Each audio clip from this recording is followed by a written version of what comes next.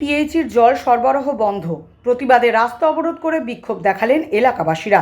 ঘটনাটি ঘটেছে মুর্শিদাবাদের বহরমপুর থানার অন্তর্গত ভাকুড়ি পঞ্চায়েতের চালতিয়া এলাকায়। উল্লেখ্য, গত 3 দিন থেকে পানীয় জল সরবরাহ বন্ধ থাকায় সমস্যায় পড়েন এলাকাবাসীরা। দীর্ঘক্ষণ পথ অবরোধ করলে অবশেষে খবর পেয়ে পিএইচি দপ্তরের লোকেরা এসে কল মেরামত করে পানীয় জলের ব্যবস্থা করে দেন। জল নেই আমাদের 3 দিন ধরে। আমাদের জলের খুবই সমস্যা। আমাদের এখান থেকে জল সরিয়ে পড়ে চলে যাচ্ছে। 3 দিন ধরে জল নেই। সব জায়গায় সব রয়েছে, কিন্তু আমাদের জল নেই। কি কারণে জল নেই? কি কারণে? সেই কারণটাই তো আমরা জানি না। আমরা অভিযোগ করেছি, কালকে এসেছি, বলেছি, আমরা কেউ আমাদের কথা মানেনি। ওই জন্য আজকে আমরা এলাকাবাসীদের দাবি, দীর্ঘ 8 বছর ধরে পিএইচি দপ্তর তাদের সাথে প্রতারণা করে এসেছে।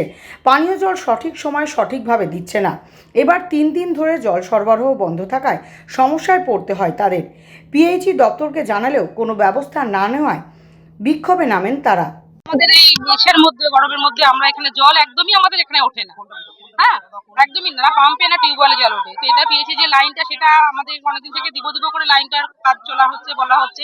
আমরা অফিসে গত বছর গেছিলাম, আমাদেরকে 6 মাসের আশ্বাস দেওয়া হয়েছিল, কিন্তু 6 মাস থেকে 1 বছরের ওপর হয়ে গেল, এখনো পর্যন্ত আমরা জল পেলাম না।